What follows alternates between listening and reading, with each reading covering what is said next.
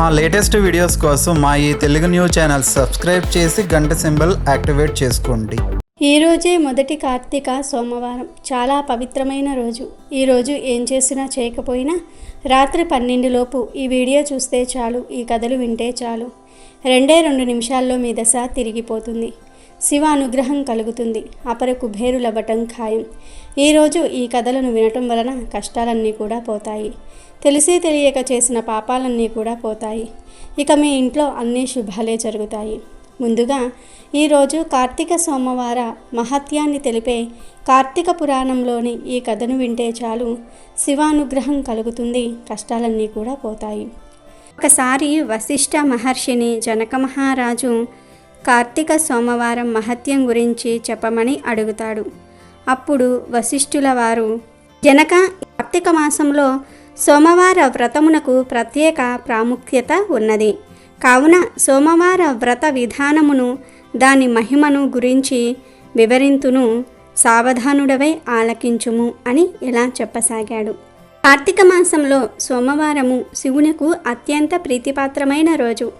ఆ రోజు స్త్రీ కానీ పురుషుడు కానీ ఏ జాతి వారైనా కానీ రోజంతా ఉపవాసం ఉండి నదీ స్నానం చేసి తమ శక్తి కొలది దాన ధర్మములు చేసి నిష్ఠతో శివదేవునకు బిల్వపత్రములతో అభిషేకము చేసి సాయంత్రము నక్షత్ర దర్శనము చేసిన తర్వాత భుజించాలి. ఈ విధముగా నిష్ఠతో ఆ రాత్రి అంతయు జాగరణ చేసి పురాణ పఠనం చేసి తెల్లవారిన తరువాత నదికి వెళ్ళి స్నానమాచరించి తిలదానము చేసి తమ శక్తి కొలది పేదలకు అన్నదానము చేయవలెను. అటులా చెయ్యలేని వారు కనీసము 3 బ్రాహ్మణులకైనా సరే తృప్తిగా భోజనం పెట్టి తాము భుజించవలేను. ఉండగలిగిన వారు సోమవారము నాడు 2 పూటల భోజనం ఏమీ చేయకుండా ఏ విధమైన పలహారము కానీ తీసుకోకుండా ఉండుట చాలా మంచిది. ఇట్లు కార్తీక మాసమందు వచ్చు సోమవార వ్రతమును చేసిన ఎడల పరమేశ్వరుడు కైలాస ప్రాప్తి కలిగించి శివ సన్నిధికి చేర్చును. భర్త లేని వితంతువు సోమవార వ్రతమును ఆచరించి శివ పూజ చేసినచో కైలాసం ప్రాప్తించును. శివ పూజ, విష్ణు పూజ చేసినచో వైకుంఠ ప్రాప్తి పొందును. శివ పూజ చేసిన వాళ్ళు కైలాస ప్రాప్తి పొందుతారు. విష్ణు పూజ చేసినచో వైకుంఠ ప్రాప్తి నొందును. దీనికి ఉదాహరణముగా ఒక ఇతిహాసము కలదు. దానిని నీకు తెలియబరిచెదను, శ్రద్ధగా వినుము అని వశిష్ఠుడు జనకుడితే ఇలా చెప్పసాగాడు. కార్తీక సోమవార ఫలముచే కుక్క కైలాసానికి వెళ్ళుట. పూర్వం ఒక రాజ్యంలోని ఒక గ్రామంలో ఒక పేద బ్రాహ్మణుడు ఉండేవాడు. ఆయన ఒక్కగానొక్క కూతురు పేరే నిష్ఠుర. ఊళ్ళో పూజాది కార్యక్రమాలను జరిపించటం వలన వచ్చే డబ్బుతో ఆ బ్రాహ్మణుడు ఆ అమ్మాయిని అల్లారు ముద్దుగా పెంచుతాడు. యవ్వనంలోనికి అడుగుపెట్టిన నిష్ఠుర ఓ అందమైన సౌందర్య శిల్పంలా తయారవుతుంది. ఆమె అందచందాలను గురించి చుట్టుప్రక్కల గ్రామాల వారు సైతం చెప్పుకునేవారు. ఆమె ఎంత అందమైనదో అంత కఠినమైనది. ఇతరుల పట్ల ఆమె చాలా కటువుగా వ్యవహరిస్తూ ఉండేది. అందువలన ఊళ్ళో వాళ్ళంతా ఆమెను కర్కశ అని చెప్పుకుంటూ ఉండేవారు. ఆమె అందానికి దాసులైన వారు ఆ ఇంటి చుట్టూ తిరుగుతూ ఉండేవారు. ఇతరులను ఆకర్షించే అందం తన సొంతం అన్నట్టుగానే ఆమె ప్రవర్తిస్తూ ఉండేది. ఆమె స్వభావం మంచిది కాకపోవటంతో పరపురుషులతో పరిచయాలు పెరుగుతూ ఉండేవి. తన కూతురు గురించి నలుగురు 4 రకాలుగా మాట్లాడుకుంటూ ఉండటంతో ఆ బ్రాహ్మణుడు ఆమెకు ఒక మంచి సంబంధం చూసి పెళ్లి చేస్తాడు. అలా మిత్రవర్మ అనే యువకుడితే కర్కశ పెళ్లి అవుతుంది. మిత్రవర్మ మంచి ఆరోగ్యవంతుడు, అందగాడు, అంతేకాదు గుణవంతుడు, శాంత స్వరూపుడు. అందువలన మిత్రవర్మతో పెళ్లి చేస్తే కర్కశ దారిలో పడుతుందని తండ్రి భావిస్తాడు. అలా వాళ్ళిద్దరి పెళ్లి జరిగిపోతుంది. మిత్రవర్మ తల్లిదండ్రులు కూడా కర్కశను కూతురుగానే భావించి ప్రేమతో చూసుకుంటూ ఉంటారు. అయితే తన చుట్టూ ఉన్న వాళ్ళంతా మంచివారే అయినప్పటికీ ఆమె స్వభావంలో మార్పేమీ రాదు. గతంలో పరపురుషులతో తనకు గల సంబంధాన్ని ఆమె కొనసాగిస్తూనే ఉంటుంది. ఈ విషయంలో అత్తమామలు కానీ భర్త కానీ ఆమెను నియంత్రించలేకపోయారు. ఊళ్ళో తన తండ్రికి గల పేరు ప్రతిష్టలను గురించి కానీ అత్తారింటికి కుటుంబ గౌరవం గురించి కానీ ఆమె ఏమాత్రం ఆలోచన చేయదు. తన మనసుకు తోచినట్లుగా ఆమె నడుచుకుంటూ ఉంటుంది. ఊళ్ళో తమ కుటుంబానికి గల పరువు కారణంగా వర్మ చాలా వరకు సహిస్తూ వచ్చేవాడు. సహనం నశించినప్పుడు మాత్రం ఆమెను మందలిస్తూ ఉండేవాడు. కొడుకు కోడలు విషయంలో తల దూరిస్తే గొడవ మరింత పెద్దది అవుతుందని అత్తమామలు భరిస్తూ ఉండేవారు. ఇది కర్కస మరింత అలుసుగా తీసుకుంది. కర్కస ధోరణి శృతి మించుతూ వెళ్తోంది. అప్పటికే మిత్రవర్మ గౌరవ మర్యాదలు మట్టిలో కలిసిపోయాయి. ఆయన నిస్సహాయుడిగా చూస్తూ ఉండిపోతాడు. అయినా అతను తమకు అడ్డుగా ఉన్నాడనే విషయం పట్ల పరపురుషులు తరచూ అసహనాన్ని వ్యక్తం చేస్తూ ఉండేవారు. దాంతో తన భర్తను అడ్డు తప్పించటమే పరిష్కారమని ఆమె భావిస్తుంది. ఒకరోజు రాత్రి తన భర్త గాఢనిద్రలో ఉండగా ఆమె అతనిని బండరాయితో కొట్టి హతమారుస్తుంది. అతని శవాన్ని పొలిమేరల్లోని పాడుబడిన బావిలో పారేస్తుంది. ఏమీ ఎరుగనట్లుగా అక్కడి నుంచి తిరిగి వచ్చేస్తుంది.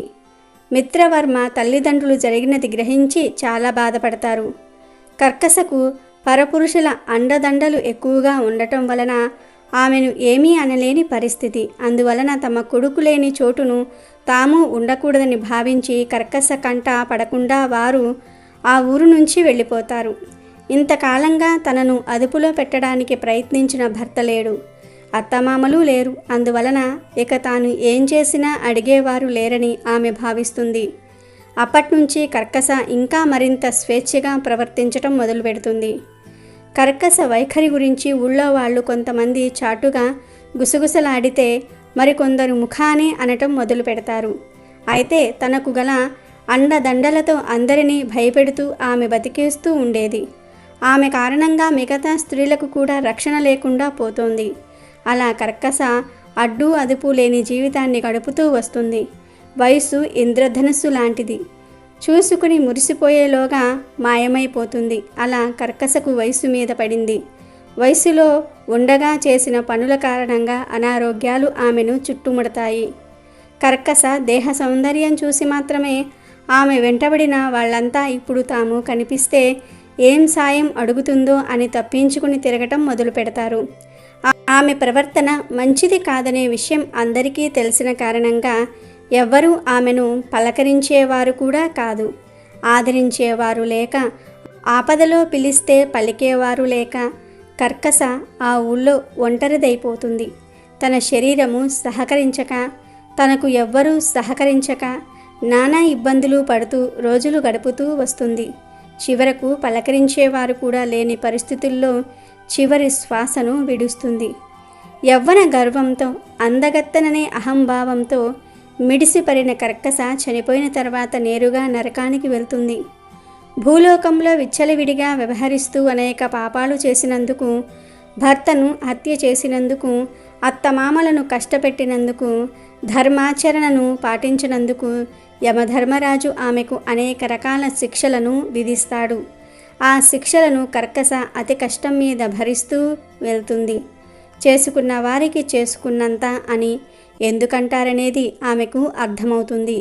అలా నరకంలో అన్ని రకాల శిక్షలను అనుభవించిన కర్కస ఆ పాపాలకు ఫలితంగా భూలోకంలోని ఒక ఊళ్ళో కుక్కగా పుడుతుంది. వీధి కుక్కగా తిరుగుతూ ఒక బ్రాహ్మణుడి ఇంటికి సమీపంలోని ఒక చెట్టు క్రింద పడుకునేది. ఏ రోజుకు ఆ రోజు ఎక్కడైనా ఏదైనా దొరికితే తినటం, లేదంటే లేదు. ఏమీ దొరకని రోజున నీరసించి వచ్చి చెట్టు క్రింద పడుకునేది. అలా ఒక రోజున ఆ కుక్క చెట్టు నీడలో పడుకుని ఉండగా అక్కడకు సమీపంలోని ఇంట్లో ఉండే ఒక బ్రాహ్మణుడు కొంత ఆహారం తీసుకొని వచ్చి దాని ముందుంచుతాడు. ఆ బ్రాహ్మణుడు తెచ్చిన ఆహారాన్ని కుక్క గబగబా తినేస్తూ ఉంటుంది. ఆ బ్రాహ్మణుడు అక్కడి నుంచి వెనుదిరిగి ఇంటికి వెళ్తూ ఉండగా కుక్క ఏడుపు వినిపిస్తుంది. ఆ కుక్క ఒక మనిషి మాదిరిగా రోదిస్తూ ఉండటం ఆయనకు విచిత్రంగా అనిపిస్తుంది. తన కళ్ళను తానే నమ్మలేకపోతూ కుక్క దగ్గరకు వెళ్తాడు. ఓ బ్రాహ్మణుడా, నాకు ఈ కుక్క జన్మ నుంచి విముక్తిని ప్రసాదించు, నేను చేసిన పాపాల నుంచి నాకు విముక్తిని ప్రసాదించు అని కుక్క దీనంగా అడుగుతుంది. ఒక కుక్క మనిషిలా మాట్లాడుతూ ఉండటం ఆయనకు చాలా ఆశ్చర్యాన్ని కలిగిస్తుంది. ఆ బ్రాహ్మణుడు అదే విషయాన్ని ఆ కుక్క దగ్గర వ్యక్తం చేస్తాడు.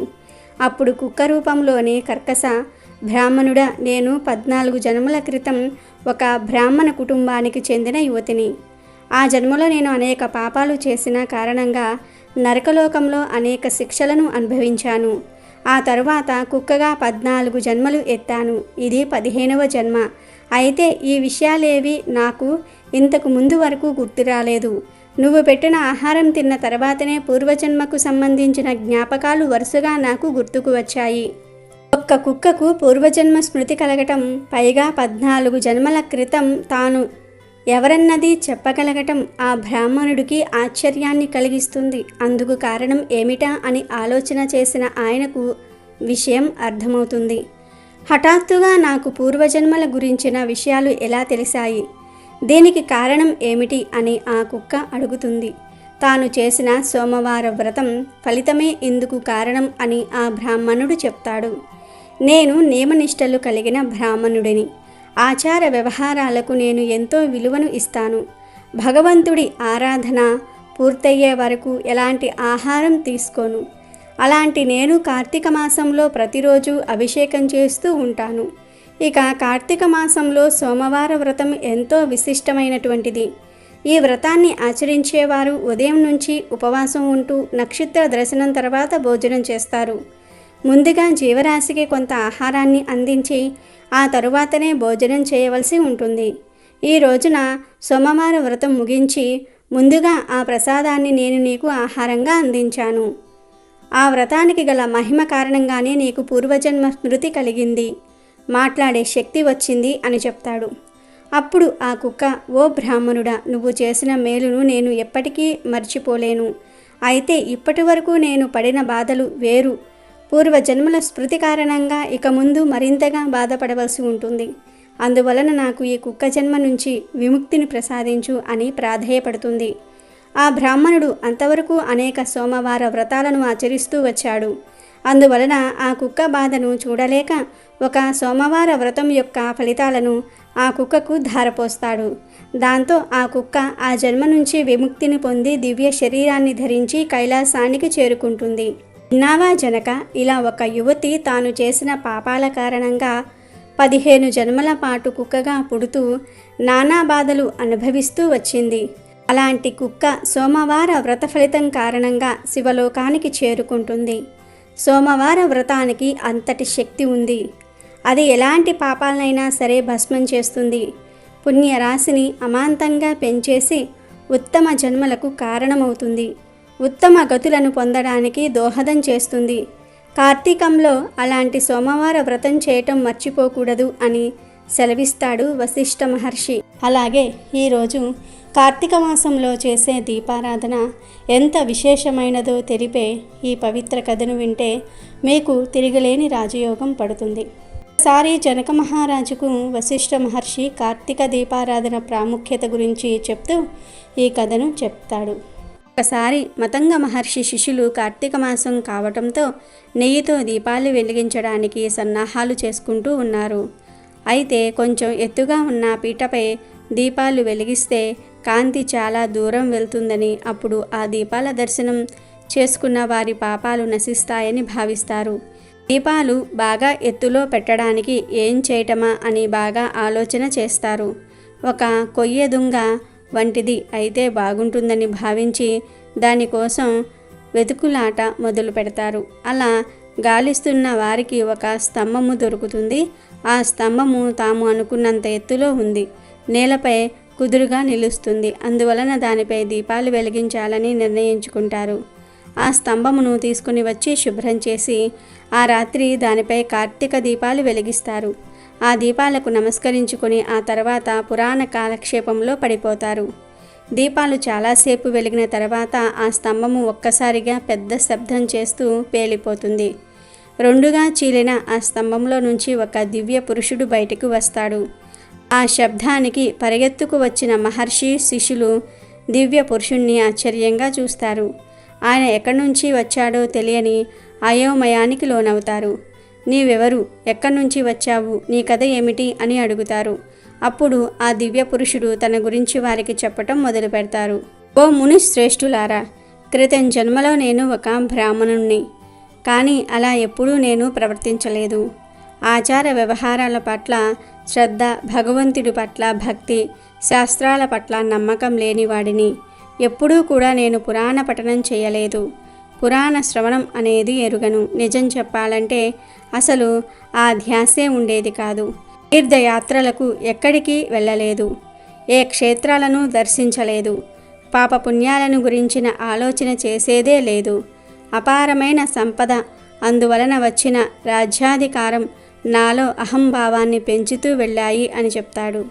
అంతులేని అహంభావం వలన ఎవరినీ కూడా నేను గౌరవించేవాడిని కాదు. ఆశ్రయం కోరిన వారిని, ఆకలితో వచ్చిన వారిని అవమానించేవాడిని. నా సుఖాలను గురించే తప్ప ఎదుటివారి కష్టాలను గురించి ఎప్పుడూ కూడా పట్టించుకున్నది లేదు.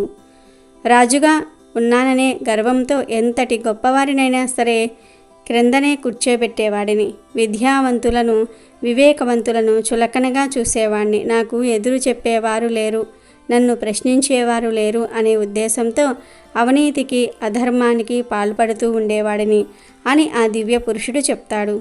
అలా నేను అజ్ఞానంతో, అహంభావంతో ఎన్నో పాపాలు చేశాను. ఫలితంగా నరకంలో నేను ఎన్నో శిక్షలు కూడా అనుభవించాను. ఆ తర్వాత కుక్కగా, కాకిగా, తొండగా, చెట్టుగా అనేక జన్మలు ఎత్తాను. అదంతా కూడా నాకు ఇప్పుడు గుర్తుకు వస్తుంది. కానీ ఎందుకు పనికిరాని ఒక స్తంభముగా జన్మించిన నేను ఇప్పుడు ఎలా మోక్షాన్ని పొందాను? ముందు జన్మలు నాకు ఎందుకు గుర్తుకు వస్తూ ఉన్నాయి అనేది మాత్రం అర్థం కావటం లేదు అని అంటాడు. అందువలన జరిగిన సంఘటనకు కారణమేమిటనేది మహర్షులే సెలవెయ్యాలని కోరతాడు. అప్పుడు మహర్షి, శిష్యులు బాగా ఆలోచించి ఆయనతో ఇలా అంటారు. కార్తీక మాసం మహాపుణ్య విశేషాలతో కూడిన మాసం. ఈ మాసంలో దీపం వెలిగించటం వలనే కాదు, అందుకు సహకరించిన వారికి కూడా పుణ్యం లభిస్తుంది. ఈ రోజున కార్తీక పౌర్ణమి, అందువలన అందరం కూడా కలిసి ఆవు నెయ్యితో దీపాలు వెలిగించాలని అనుకున్నాము. స్తంభము రూపంలో పడి ఉన్న నిన్ను తీసుకొచ్చి దీపస్తంభంగా ఉపయోగించాము. అనువుగా ఉన్న ఆ స్తంభముపై దీపాలు వెలిగించాము. కార్తీక దీపాలు వెలగడానికి ఆధారమై నిలిచావు గనుక నీ పాపాలు నశించి నీకు ఈ జన్మ నుంచి విముక్తి కలిగింది అని వారు చెప్తూ ఉంటారు. ఆ మాటకు ఆ దివ్య పురుషుడు ఎంతగానో సంతోషిస్తాడు. తన ప్రమేయం లేకుండానే తనకు లభించిన భాగ్యానికి ఆనందిస్తాడు. కార్తీక దామోదరుని దయ వలన ఆయనకు స్తంభము జన్మ నుంచి విముక్తి కలగటం పట్ల వారంతా కూడా ఆనందాన్ని వ్యక్తం చేస్తారు. కాబట్టి జనక మహారాజా, కార్తీక మాసంలో దీపారాధన చేసిన వారికి, దీపారాధన చేయడానికి సహకరించిన వారికి, ఆధారమైన వారికి కూడా అనంతమైన పుణ్య ఫలితాలు కలుగుతాయని వశిష్ఠుల వారు జనక మహారాజుతో చెప్తారు. అలాగే ఈరోజు శివుడి పరమ భక్తురాలైనటువంటి అక్క మహాదేవి కథను వింటే చాలు సమస్యలన్నీ కూడా పోతాయి. ఆ పరమేశ్వరుడి అనుగ్రహం కలుగుతుంది. అక్క మహాదేవి ఈ పేరు వినగానే శ్రీశైలంలో ఆమె పేరు మీదుగా ఉన్న ఒక గృహ గుర్తుకు వస్తుంది. విశాలమైన ఆ గుహలో ఆమె సుదీర్ఘ కాలం తపస్సు చేసుకుందని చెప్తారు. కానీ అక్క మహాదేవి కేవలం ఒక భక్తురాలు మాత్రమే కాదు, సమాజాన్ని ధిక్కరించిన ఒక విప్లవకారిణి, భక్తి ఉద్యమానికి కొత్త ఊపు ఇచ్చిన రచయిత్రి, ఆ పరమేశ్వరుణ్ణి తన భర్తగా భావించిన భక్తురాలు. అక్క అన్న పేరు నిజానికి ఒక బిరుదు మాత్రమే. ఈ భక్తురాలి అసలు పేరు మహాదేవి. శివభక్తులైన ఆమె తల్లిదండ్రులు ఆమెను సాక్షాత్తు ఆ పార్వతీదేవి అవతారంగా భావించారు. అందుకనే ఆమెకు మహాదేవి అన్న పేరు పెట్టారు. నిజంగానే పార్వతీదేవి పుట్టిందా అన్నట్లుగా మహాదేవి మొహం తేజస్సుతో వెలిగిపోతూ ఉండేదట. దానికి తోడు నిత్యం శివ పంచాక్షరీ మంత్రాన్ని జపిస్తూ తనదైన లోకంలో ఉండేదట. మహాదేవి పుట్టిన ఊరు కర్ణాటకలోని ఉడుదడి అనే ఒక చిన్న గ్రామం. ఒకసారి ఆ రాజ్యాన్ని ఏలే కౌశికుడు అనే రాజు ఆ గ్రామ పర్యటనకు వెళ్ళాడు. అక్కడ అందరితో పాటుగా రాజుగారి ఊరేగింపును చూస్తూ నిల్చున్న మహాదేవిని చూసి రాజు మనసు పారేసుకున్నాడు. వివాహం చేసుకుంటే ఆమెనే చేసుకోవాలని నిశ్చయించుకున్నాడు.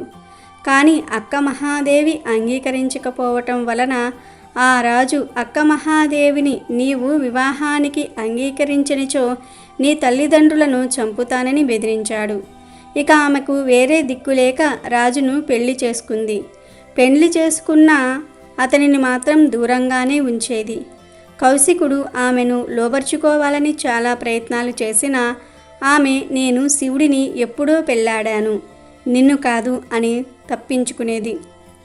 కొంతకాలానికి రాజుకు సహనం నశించింది. ఆమెను వశపరుచుకోవడానికి ఎంత ప్రయత్నించినా ఆమె అతనిని తిరస్కరించింది. నాకు వేరే చోట మరో భర్త ఉన్నాడు, అతను నా దగ్గరకు వస్తూ ఉంటాడు, నేను అతనితోనే ఉంటాను, నీతో ఉండలేను అని చెప్పేది. దీనిని కౌశికుడు సహించలేక ఇలాంటి భార్యతో ఉండి ఏం ప్రయోజనం, కనిపించని వేరే అతనిని పెళ్లి చేసుకున్న భార్యతో ఎలా ఉండటం అని అనుకున్నాడు. ఆ రోజుల్లో విడాకుల్లాంటివి లేవు. అతనికి ఏమి చెయ్యాలో తోచలేదు. అందువలన ఆమెను రాజసభకు తీసుకొని వచ్చి సభలోని ప్రజలను నిర్ణయించమన్నాడు. సభలో వారు ఆమెను ప్రశ్నించగా ఆమె వేరే ఒక చోట ఉన్న తన భర్త గురించి మాత్రమే మాట్లాడింది. ఆమె శివుడే తన భర్త అని అంతలా నమ్మింది. సభలో ఉన్న ప్రజలందరి ముందు ఆమె తన భర్త మరొక చోట ఉన్నాడని చెప్పటంతో కౌశికుడు చాలా కోపగించుకున్నాడు. అప్పుడు ఆ రాజు అక్కమహాదేవితో, నీవు ఇంతకు ముందే వేరే ఒకరిని పెళ్లాడినచో నాతో ఏమి పని, వెళ్ళిపో అన్నాడు. సరే అని తేలికగా చెప్పేసి ఆమె బయటకు నడవటం మొదలుపెట్టింది. ఆమె అలా ప్రశాంతతతో తేలికగా తనను వదిలి వెళ్ళగలగటం చూసిన రాజు తనలోని కోపం వల్ల హీనంగా, నీవు ధరించిన వస్త్రాలు నగలు నావే, వాటిని కూడా విడిచి వెళ్ళు అన్నాడు. నిండు సభలో యుక్త వయసులో ఉన్న అక్కమహాదేవి అన్నిటినీ విసర్జించి నగ్నంగా బయటకు వెళ్ళింది. ఆ రోజు నుండి ఆమె బట్టలు ధరించడానికి నిరాకరించింది. దీనివలన సమస్యలు రావచ్చని చాలామంది ఆమెను బట్టలు ధరించమని నచ్చజెప్పిన జీవితాంతం ఆమె వివస్త్రగానే జీవించి ఒక ఋషిగా గుర్తింపబడింది. ఆమె చిన్నతనంలోనే మరణించిన ఆ కొద్ది కాలంలోనే తగుని మీద కొన్ని వందల అద్భుత పద్యాలను రచించింది.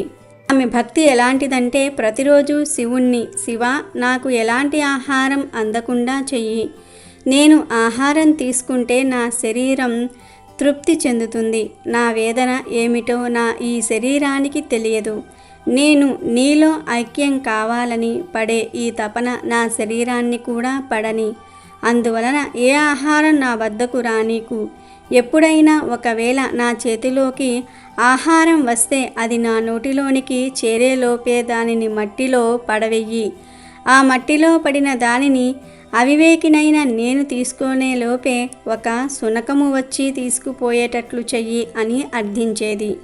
అది ఆమె ప్రతిరోజు చేసే ప్రార్థన. ఇది ఆమె శివభక్తి.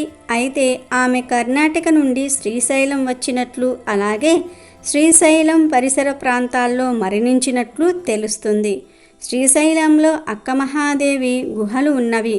ఇలాంటి భక్తులు భారతదేశంలో కోకల్లలు. భారతదేశం ఆధ్యాత్మిక సాధనా భూమి. అదేవిధంగా ఈరోజు సోమవార వ్రత కథను వినటం వలన జన్మల పాపాలు పోయి కోటి జన్మల పుణ్యం వస్తుంది. పూర్వకాలంలో ఆంధ్రదేశాన గౌమతి తీరంలో ఒక కుగ్రామంలో ఒక నిరుపేద బ్రాహ్మణుడు నివసిస్తూ ఉండేవాడు. అతని పేరు శివయ్య, అతని భార్య పేరు రాజేశ్వరి. వాళ్ళు కడు నిరుపేదలు. చాలా కాలానికి ఆ దంపతులకు ఒక కొడుకు కూతురు జన్మించారు. ఆ దంపతులు వారిని అల్లారు ముద్దుగా పెంచుకున్నారు. కానీ దారిద్ర్యం వల్ల ఆ బిడ్డల్ని సరిగ్గా సాకలేకపోతున్నామే అని ఆ దంపతులు నిరంతరం బాధపడుతూ ఉండేవారు. రాను రాను ఆ బిడ్డలు పెరిగి పెద్దవారవుతూ ఉన్నారు. వారి ఆలనా పాలన, ముద్దు మురిపాలు తీర్చుకొను స్తోమత రాను రాను దుర్భరమైపోసాగింది.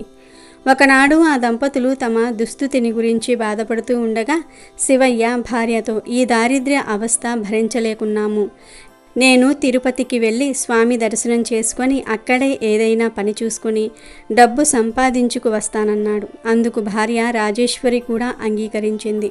బిడ్డలను జాగ్రత్తగా చూసుకోమని భార్యకు చెప్పి శివయ్య తిరుపతికి కాలినడకన బయలుదేరాడు. వెళ్ళగా వెళ్ళగా వానికి మార్గ మధ్యమందు ఒక ముసలి బ్రాహ్మణుడు తారసపడ్డాడు.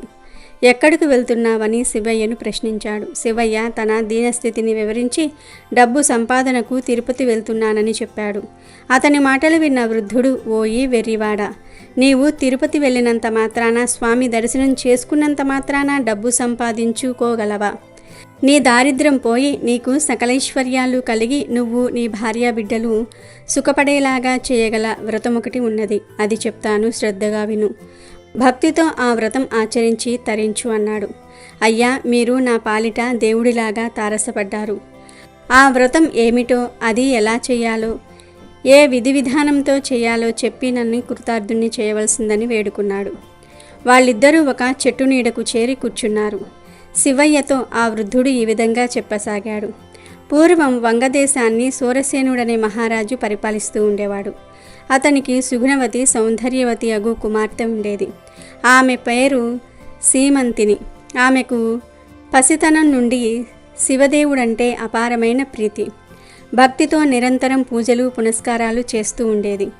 యాజ్ఞవల్య ముని సతి మైత్రేయి ఈ సంగతి తెలుసుకొని ఆ రాకుమారి వద్దకు వెళ్ళి సోమవార వ్రత మహత్యాన్ని, ఆ వ్రత విధానాన్ని తెలియజెప్పింది. ఆనాటి నుండి రాకుమారి సీమంతిని సోమవార వ్రతాన్ని భక్తి శ్రద్ధలతో చేస్తూ ఉండేది. సదాశివుని దివ్య కథలను వింటూ ఆయన ముందే భక్తి ప్రవర్తులను పెంచుకుంటూ విద్యాబుద్ధులను ఆరితేరుతూ యుక్త వయసులోకి వచ్చింది. అంగదేశానికి చేరువలో గల అంగదేశాన్ని ఇంద్రసేనుడనే రాజు పరిపాలిస్తూ ఉన్నాడు. ఆ రాజునకు చంద్రగతుడనే కుమారుడు ఉన్నాడు. అతడు గుణమణి భూషణుడు, సౌందర్య సంపన్నుడు. యుక్త వయసు వచ్చిన ఆ సుగుణ రాకుమారునకు వివాహం చేయు నిమిత్తం విప్రులకు వాని చిత్రపటాన్ని తగిన రాకుమార్తెలను అన్వేషించుటకు అన్యరాజులకు పంపించాడు. వాళ్ళు దేశాలు తిరిగి వంగదేశం చేరారు. రాజదర్శనం చేసుకుని తాము వచ్చిన పనిని నివేదించి తమ రాకుమారుని చిత్రపటాన్ని రాజుకు అందజేశారు. రాజు ఆ పటాన్ని అంతఃపురంలో రాకుమార్తెకు చూపించుటకై పంపించాడు. ఆ పటాన్ని చూసిన రాకుమారి సీమంతిని తన అంగీకారాన్ని తెలియజేసింది. ఇరు వర్గాల వారు ఎంతగానో ఆనందించారు. ఒకానొక శుభదినాన వారి వివాహం చేశారు. ఆ దంపతులు అన్యోన్య అనురాగాలతో జీవిస్తూ ఉన్నారు. అన్యోన్య అనురాగాలతో జీవిస్తున్న ఆ దంపతుల జీవితంలో విధి వక్రించింది. ఒకనాడు చంద్రాంగదుడు తన మిత్రులతో కలిసి నౌకా విహారానికి బయలుదేరాడు. కొంత దూరం పోయేసరికి ప్రకృతి తన ప్రళయ రూపాన్ని చూపించింది. తీవ్రమైన పెను తుఫాను గాలులతోనూ సుడిగుండాలతోనూ సముద్ర కెరటాలు ఉవ్వెత్తున లేస్తూ సముద్ర జలాన్ని అల్లకొల్లోలం చేసాగాయి. ఆ సముద్ర పెను తుఫానులో చంద్రాంగతుడు నౌక చిక్కుకుపోయి అతలాకుతలమై మునిగిపోయింది. ఆ నౌకలోని వారందరూ కూడా నీటిలో మునిగిపోయి ఆర్తనాదాలు చేస్తూ అసువులు బాశారు. చంద్రాంగతుడు మాత్రం తనకు దొరికిన చిన్న కొయ్య ముక్కను పట్టుకుని ప్రాణరక్షణకై పలు ప్రయత్నాలు చేయసాగాడు. ఇంతలో అతనికి కొంత దూరంలో మనిషి తలతోనూ పాము శరీరంలోనూ ఉన్న నాగకన్య కనిపించింది. ఆమె ముఖం అద్భుత సౌందర్యంతో విలసిల్లుతూ వర్ణింపనలని జడకాని అందంతో వెలిగిపోతున్నది. చంద్రగతునికి ఆమె ముఖం అత్యంత ఆకర్షణీయంగాను, శరీరం మాత్రం మిక్కిలి భయంకరముగాను తోచింది. ఏమి చేయడానికి తోచక అట్లే చూస్తూ ఉండిపోయాడు. ఆ నాగకన్య చంద్రగతుణ్ణి తన తోకతో చుట్టి పట్టుకుని తన లాగలోకానికి తీసుకుని వెళ్ళిపోయింది. తన ప్రభువైన తక్షకుని ముందు నిలబెట్టింది. అంతటా తక్షకుడు, రాకుమారి, ఎవరీ రాకుమారుడు? ఎందుకు నా ముందు నిలబెట్టావు? నీవేమైనా ఇతనిని ప్రేమించితివా అని ప్రశ్నించి తన దివ్య దృష్టితో చంద్రగతుని వృత్తాంతమును పూర్తిగా తెలుసుకున్నాడు. అంతటా నాగకన్యతో, ఓ నాగసుందరి, ఇతడు సామాన్యుడు కాడు. మహాపతివ్రతయగు సీమంతిని యొక్క భర్త. ఆ మహాపతివ్రత యొక్క పాతివ్రత్య మహిమ వలన ఇతను ఇంకా చావక మిగిలి ఉన్నాడు. ఆమె నుండి మనకు ముప్పు రాకముందే నీవు ఇతడిని తీసుకుని వెళ్ళి భూలోకంలో విడిచిపెట్టి రమ్ము. ఆమె సోమవార వ్రత నిరతురాలు, ఆమె శివభక్తురాలు అయినందువలన ఇతను మనకు చిక్కిన ప్రాణాలతో ఉన్నాడు. ఇక ఇతనిని భూలోకంలో విడిచిపెట్టిరా అని నాగకన్యను ఆజ్ఞాపించాడు. వీరి మాటలు వింటున్న చంద్రాగతుడు ఏమి పాలుపోక బిత్తరపోయి చూస్తూ ఉన్నాడు. వానిని చేరి, రాకుమారా, కలవరపడకు. నీ భార్య భక్తి వలన నీవు ప్రాణాలతో మాకు చిక్కావు. నీవు చనిపోయా ఉంటున్నా నీ భార్య నమ్మలేక నీవు వస్తావని నిరీక్షిస్తుంది. నిన్ను నీ రాజ్యానికి చేరువలో భూమిపై విడిచిపెడతారు. వెంటనే బయలుదేరు అని అతనికి అమూల్యమైన కానుకలిచ్చి సాగనంపాడు తక్షకుడు. సీమంతిని తన భర్త వెళ్ళిన నౌక మునిగిపోయిందని, అందరూ చనిపోయారని విన్నా తన భర్త బ్రతికే ఉన్నాడన్న నమ్మకంతో అతడు క్షేమంగా తిరిగి రావాలని శివదేవుణ్ణి ప్రార్థిస్తూ ఎదురు చూస్తూ ఉన్నది. ఎంతకు భర్త జాడ తెలియక, హే జనని పార్వతీదేవి, మిమ్మల్ని నిరంతరం పూజించినందుకు ఇదేనా మీ కరుణ? నా భర్త ఎక్కడ ఉన్నా ఎలా ఉన్నా సత్వరం ఇక్కడకు చేర్చి నన్ను నా మాంగళ్యాన్ని కాపాడవలసిందని అహోరాత్రులు అన్నహారాలు ముట్టకుండా శివదేవుణ్ణి ఆరాధన చేస్తున్నది. ఒకనాటి రాత్రి పార్వతీదేవి ఆమెకు కలలో సాక్షాత్కరించి, సీమంతిని కలవరపడకు, నీ భర్త సజీవుడై ఉన్నాడు, అతి త్వరలో నీ చెంతకు రానున్నాడు అని చెప్పి అంతర్ధానమయ్యింది. కలలో అందున ప్రాతకాలపు స్వప్నంలో దేవి సాక్షాత్కరించి పలికిన పలుకులు వృధా కావని ధైర్యం తెచ్చుకుని భర్త కొరకు ఎదురు చూస్తూ ఉన్నది. ఆ మరునాడు ఆమె సోమవార వ్రతాన్ని ఆచరించి ప్రసాదాన్ని కళ్ళకద్దుకునే సమయానికి చంద్రాంగతుడు మణిమయ రత్నాలతో ఆమె కన్నుల ముందు సాక్షాత్కరించాడు. దేవి, నీ వ్రత మహత్యం వలనే బ్రతికి బయటపడ్డాను. నాగకన్యలు నన్ను రక్షించి తమ రాజు వద్దకు తీసుకుపోగా ఆ మహనీయుడు నీ వృత్తాంతమంతా కూడా తన దివ్య దృష్టితో చూసినవాడై వారిని హెచ్చరించి అపూర్వమైన కానుకలతో నన్ను భూమికి సాగనంపాడు అని చెప్పాడు. ఓ విప్రోత్తమ, వింటివి కదా శివదేవుని వ్రత మహిమ. నీవు నీ గ్రామానికి వెళ్ళి నీవు నీ భార్య సోమవార వ్రతము శివదేవుని ఆరాధన చేసి మీ ఇతి బాధలు తప్పించుకుని సుఖశాంతులతో సిరి సంపదలతో వర్ధిల్లవలసిందన్నాడు. అయ్యా, ఆ వ్రత విధానమేమిటో చెప్పి నన్ను కృతార్థుని చేయండి అని శివుడు అంటాడు. ఉదయమే లేచి స్నానం చేసి గృహాన్ని ముగ్గులతో తీర్చిదిద్ది ఈశాన్య భాగాన పీఠంపై శివదేవుని పటాన్ని ఉంచి దీపాన్ని వెలిగించి అష్టోత్తర శతనామాలతో మారేడు దళాలతో శివుణ్ణి ఆరాధించి కొబ్బరికాయ కొట్టి ధూప దీప నైవేద్యాలు ఉంచి కొబ్బరి ముక్కలలో పంచదారను గాని బెల్లం స్వామికి నివేదించి కథ చెప్పుకొని ఆ ప్రసాదాన్ని అందరికీ పంచిపెట్టి మీరు కళ్ళకు అద్దుకొని తీసుకోవాలి. ఇలా 3 సోమవారాలు భక్తి శ్రద్ధలతో శివదేవుణ్ణి ఆరాధించాలి. వ్రత లోపమున్నను భక్తి లోపింపకూడదు అని చెప్పి ఆ వృద్ధ విప్రుడు అంతర్ధానమయ్యాడు. తనను ఉద్ధరించడానికే భగవంతుడు వృద్ధ బ్రాహ్మణ రూపంలో వచ్చి వ్రతాన్ని సూచించాడని శివయ్య సంబరపడుతూ ఇంటికి చేరుకున్నాడు. భార్యతో జరిగిన సంగతి అంతా కూడా తెలియజెప్పాడు. అంతటా ఆ దంపతులు భక్తి శ్రద్ధలతో 3 సోమవారాలు వ్రతాన్ని నిష్టగా చేశారు. ఇరుగు పొరుగు వారికి ప్రసాదం పంచిపెట్టారు. సిరి సంపదలు కలిగి ఈతిబాధలు తొలగి శివయ్య దంపతులు సుఖంగా జీవిస్తూ ఉన్నారు. కాలక్రమేణా ఏటేటా చేసుకునే ఆ శివదేవుని వ్రతం పట్ల వారికి అశ్రద్ధ కలిగింది. శివయ్యపై శివదేవుని కరుణ తొలగింది. శివయ్య మళ్ళీ పూర్వపు స్థితికి వచ్చాడు. అంటే ఏమీ లేనివాడిగా తయారయ్యాడు. శివయ్య ఒక ఇంటి ముందు ఆగి భవతి భిక్షాందేహి అన్నాడు. ఆ మాటలకు ఆ ఇంటిలో ఉన్న స్త్రీ, ఈరోజు మేము శివదేవుని వ్రతం చేసుకుంటున్నాము, పూజా పీటల మీద ఉన్నాము, లేచి రావటం కుదరదు, ఈ పూటకు వెళ్ళి రేపు రండి అని చెప్పింది. ఆ పలుకులు విన్న శివయ్య తాము శివారాధనను మరిచి అపచారము చేశామని గుర్తు చేసుకున్నాడు. తిన్నగా నదికి వెళ్ళి స్నానం చేసి ఇంటికి వచ్చి పూజాపీఠంపై కూర్చొని శివదేవునికి పూజ చేశాడు. అపచారం జరిగింది, మన్నించమని వేడుకున్నాడు. పూజ అనంతరం కథ చెప్పుకుంటూ కథ వినడానికి రావాల్సిందని భార్యను పిలిచాడు. అలసి ఉన్నాను, బద్ధకంగా ఉంది, వేలాపాలా లేని ఈ పూజలేమిటని మొండిగా మాట్లాడింది. ఆ మాటలకు శివదేవునికి ఆగ్రహం వచ్చింది. అందువల్ల ఆమెకు చూపు మందగించింది. ఇది గమనించిన శివయ్య భార్యను మందలించి, చూశావా, శివదేవుని పట్ల మనం నిర్లక్ష్యం చూపటం వల్ల మనకెటువంటి దుస్థితి సంప్రాప్తిస్తుందో. ఆయన పట్ల అపచారం ఆలక్ష్యం పనికిరాదు. లేచి ఈ రోజైనా పూజా కథ శ్రవణం విను, కాదనకు అని హెచ్చరిస్తాడు. ఆమెకు జ్ఞానోదయమైంది. ఆనాటి నుండి క్రమం తప్పకుండా శివదేవుని వ్రతం చేసుకుని కథ చెప్పుకుంటూ ఉండేవారు. ఇరుగు పొరుగు వారు కూడా వ్రత మహత్యాన్ని తెలుసుకుని భక్తితో ఆచరిస్తూ ఉండేవారు. శివదేవుని వ్రతాచరణ వల్ల అందరూ సుఖ జీవనులై తరించసాగారు. ముఖ్యంగా కార్తీక మాసంలో ఈ శివదేవుని వ్రతాన్ని ఆచరిస్తే అంతులేని సంపదలు వస్తాయి. ఈ పవిత్ర కథ చదివిన వారికి, విన్న వారికి శివుని కరుణ కలిగి సకల ఐశ్వర్యాలు సిద్ధిస్తాయి. పూర్వం ఆంధ్రప్రదేశ్లో త్వనిష్ఠుడు అనే ఒక సద్బ్రాహ్మణుడు ఉండేవాడు. ఆయన ఎంతో నియమనిష్టలను కలిగి ఉండేవాడు. సూర్యోదయానికి ముందే నిద్రలేచి స్నానం చేసి దేవతార్చనను పూర్తి చేసే వరకు ఎలాంటి ఆహారం తీసుకునేవాడు కాదు. సమయం దొరికినప్పుడల్లా ఆయన తీర్థయాత్రలు చేస్తూ ఉండేవాడు. కార్తీక మాసంలో నదీ తీరాల్లోని క్షేత్రాలను దర్శించేవాడు. అలా ఒకసారి ఆయన కార్తీకంలో తీర్థయాత్రలకు బయలుదేరుతాడు. అలా ఆయన గోదావరి నదీ తీర ప్రాంతంలోని క్షేత్రాలను దర్శిస్తూ నడక సాగిస్తూ ఉన్నాడు. గోదావరి నది మధ్యలో ఒక ప్రదేశంలో పెద్ద మర్రి చెట్టు ఉంటుంది.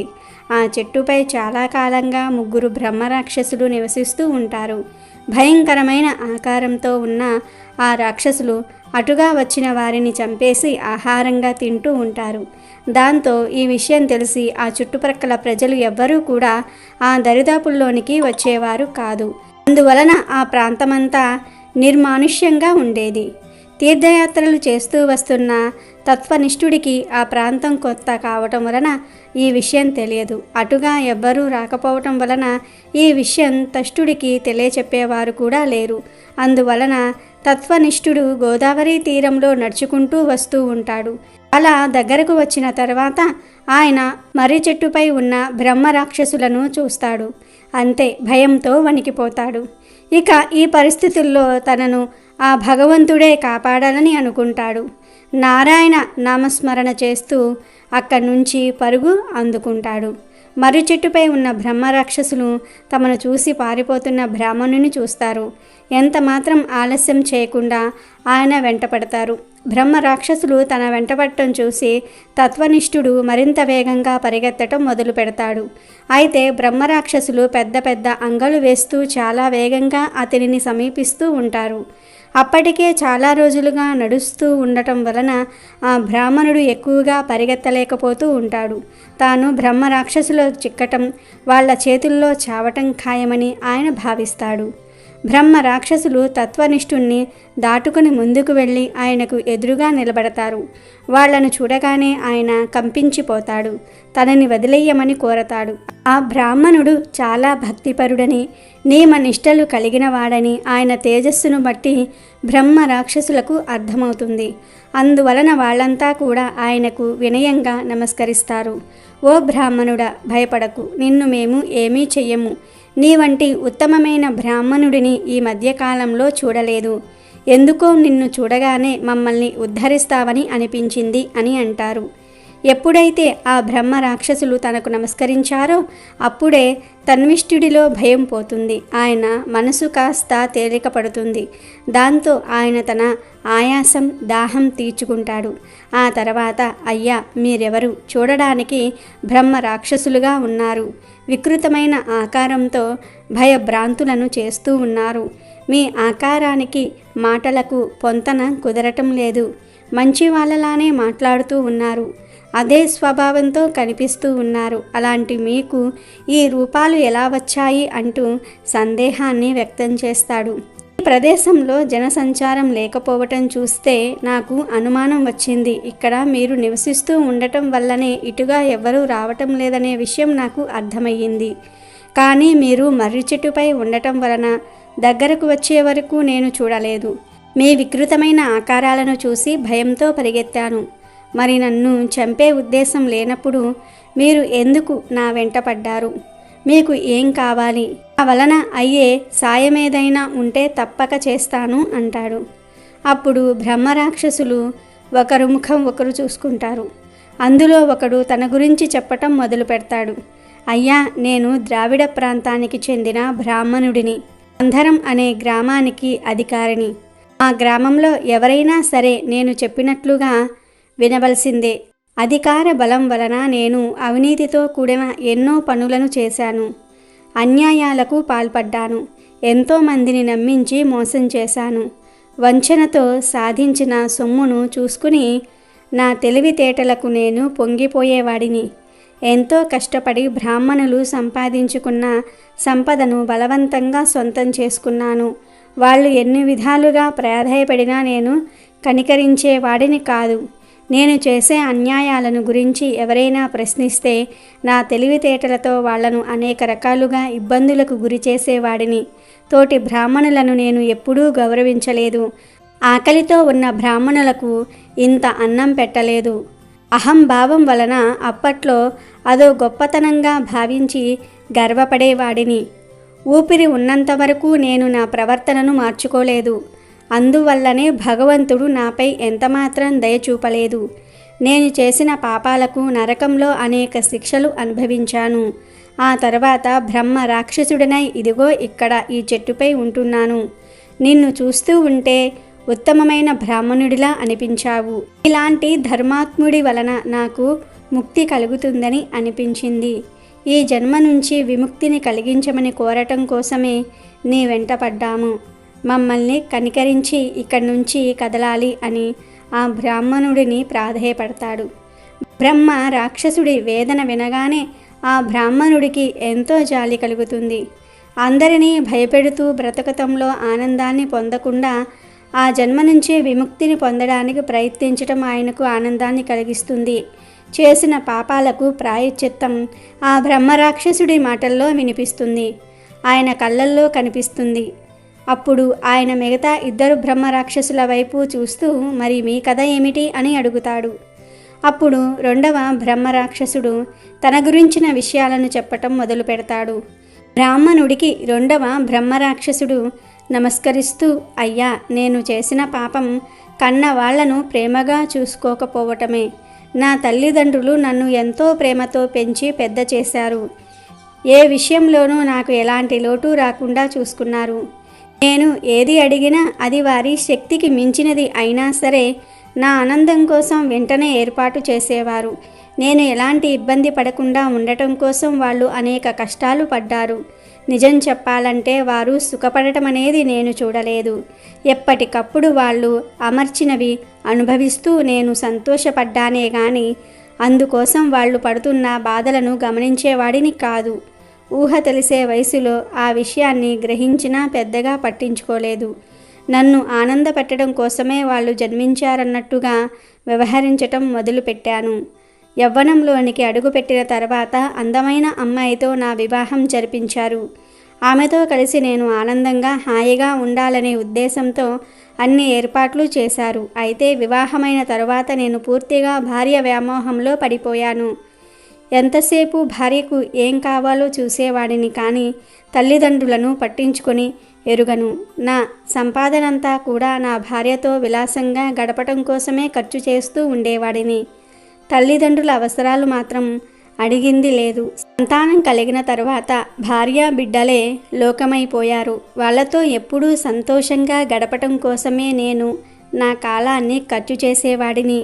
అమ్మా నాన్నలను ప్రేమగా చూసింది లేదు, కనీసం ఆత్మీయంగా పలకరించింది లేదు. పైగా విసురుకోవటాలు కసురుకోవటాలు చేసేవాడిని.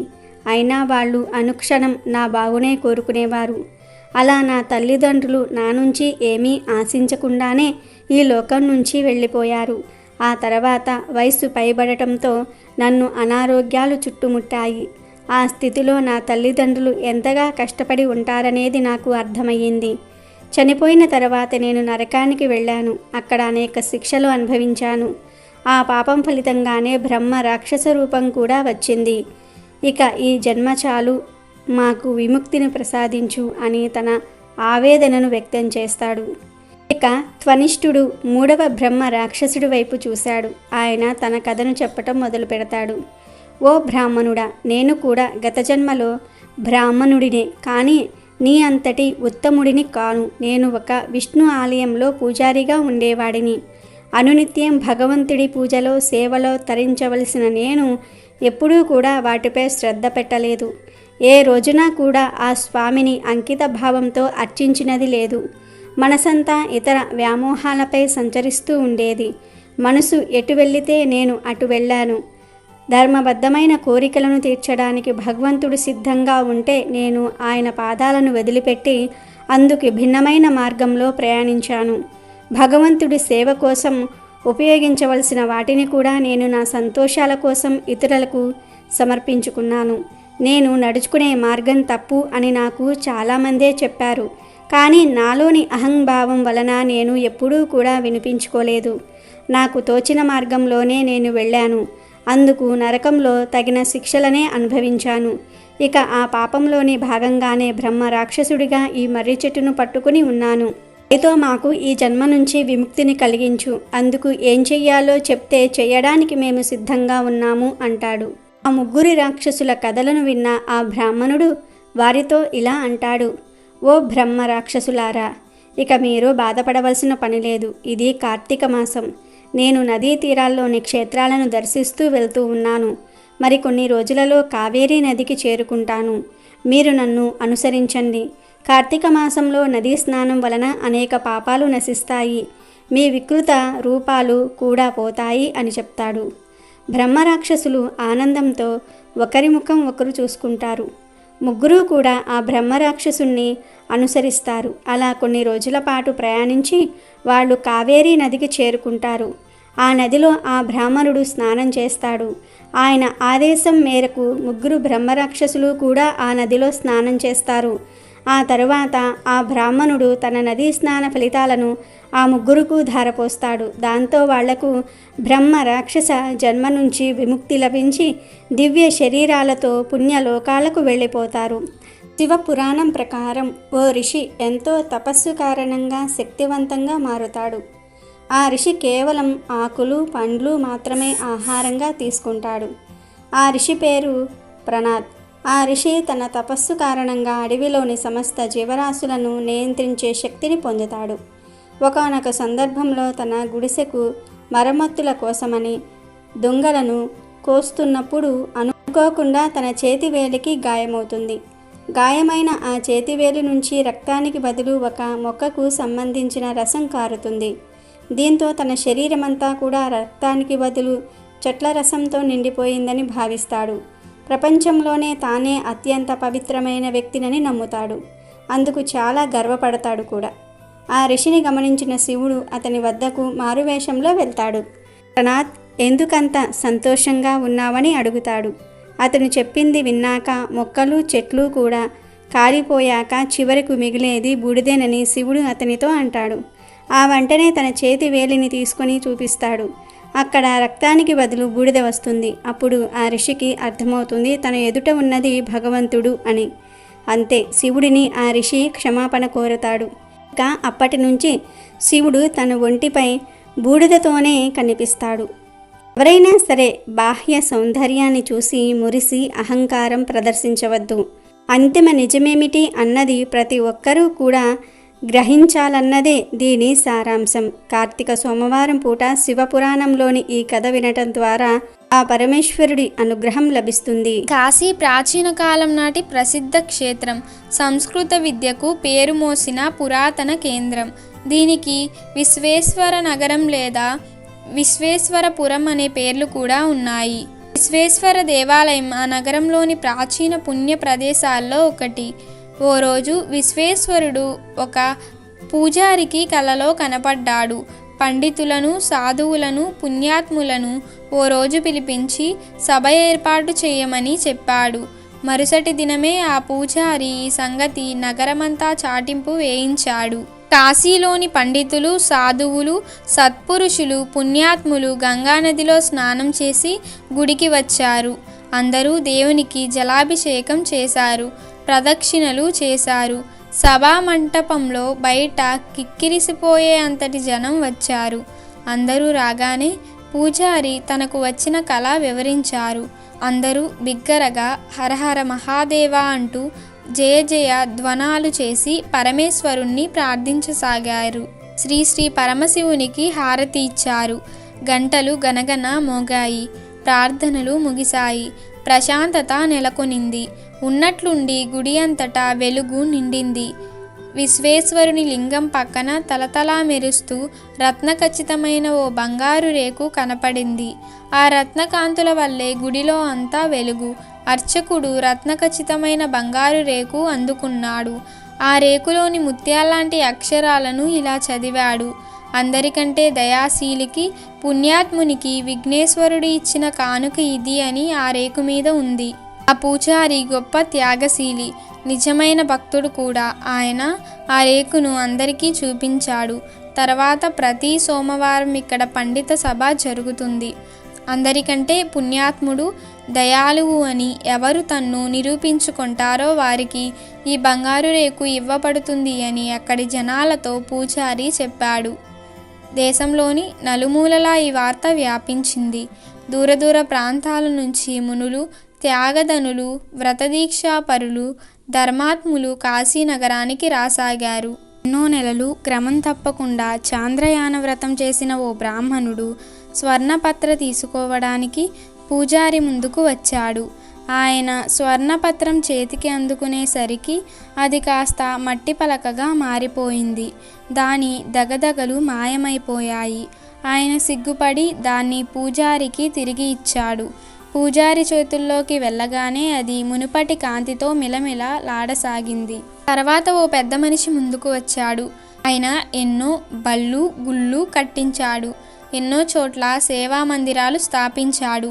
ఎముకలేని చేత్తో అడిగిన వారికల్లా దాన ధర్మాలు చేశాడు. ఆయన పేరు పత్రికల్లో ఆటికాయలంతేసి అక్షరాలతో పడుతూ ఉంటుంది. ఆయన అపరదాన కర్ణుడిగా పేరు మోశాడు.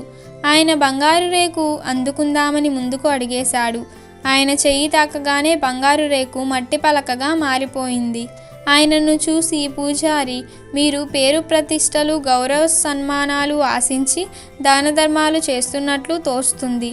పేరు ఆశించి చేసే దాన ధర్మాలు నిజమైనవి కావు అని అన్నాడు. ఇలా ఎంతోమంది బంగారు రేకు పొందాలనే ఆశతో విశ్వేశ్వర ఆలయం దగ్గరే విరివిగా దాన ధర్మాలు చేయసాగారు.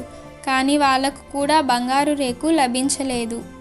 ఓ రోజు ఓ ముసలి రైతు విఘ్నేశ్వరుని దర్శనం చేసుకోవడానికి అక్కడికి వచ్చాడు. అతను పల్లెటూరి మనిషి. మాసిపోయిన చిరిగిన బట్టలు వేసుకున్నాడు. భగవంతుడిని దర్శించాలన్నదే అతని ఆశయం.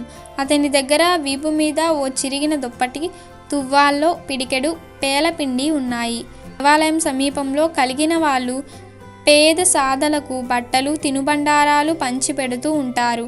కానీ గుడికి కొంత దూరంలో కుష్ఠిరోగి లేవలేని స్థితిలో బాధపడుతూ మూలుగుతున్నాడు. అతని దేహం నిండా చీము కారుతున్న పుండ్లు. అతను అన్నం ముఖం చూసి ఎంతకాలమైపోయిందో, కానీ అతని గోడు ఎవ్వరూ పట్టించుకోవడం లేదు. ఆ కుష్ఠిరోగిని చూసి ముసలి రైతు గుండె చెరువైంది. తాను తెచ్చిన పిడికెడు పేలపిండిని ఆ రోగికి ఇచ్చి తన దుప్పటిని అతనిపై కప్పాడు. తర్వాత దేవుని దర్శించుకుందామని గుడిలోనికి వెళ్ళాడు. అప్పటికే గుడి పూజారి ఓ కొత్త నియమం పెట్టుకున్నాడు.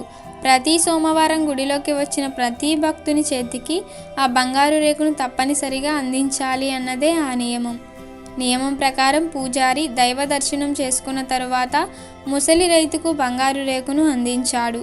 ఆశ్చర్యంగా ముసలి రైతు తాకగానే ఆ బంగారు రేకు దగద్దగాయమానంగా ప్రకాశింపసాగింది. భక్తాదులు అతన్ని ప్రశంసించారు. అప్పుడు పూజారి రైతుతో, ఈ బంగారు రేకును ఆ భగవంతుడు నీకు కానుకగా ఇచ్చాడు. నిస్వార్థంగా నిర్మల హృదయంతో పేద సాధలకు ఎవరు ఉపకారం చేస్తారో, కష్టాల్లో ఉన్న వాళ్ళను ఆదుకుంటారో వాళ్ళే అందరికంటే పుణ్యాత్ములు అని అన్నాడు.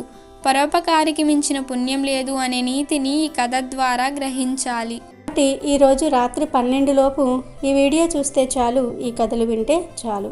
2 నిమిషాల్లో మీ దశ తిరిగిపోతుంది. శివ అనుగ్రహం కలుగుతుంది. అపర కుబేరులవ్వటం ఖాయం. ఈరోజు ఈ కథలను వినటం వలన కష్టాలన్నీ కూడా పోతాయి. తెలిసి తెలియక చేసిన పాపాలన్నీ కూడా పోతాయి. ఇక మీ ఇంట్లో అన్ని శుభాలే జరుగుతాయి. ముందుగా ఈరోజు కార్తీక సోమవార మహత్యాన్ని తెలిపే కార్తీక పురాణంలోని ఈ కథను వింటే చాలు, శివానుగ్రహం కలుగుతుంది, కష్టాలన్నీ కూడా పోతాయి. వీడియో నచ్చితే లైక్ చేయండి, షేర్ చేయండి, బట్ సబ్స్క్రైబ్ చేసుకోవడం మర్చిపోవద్దు.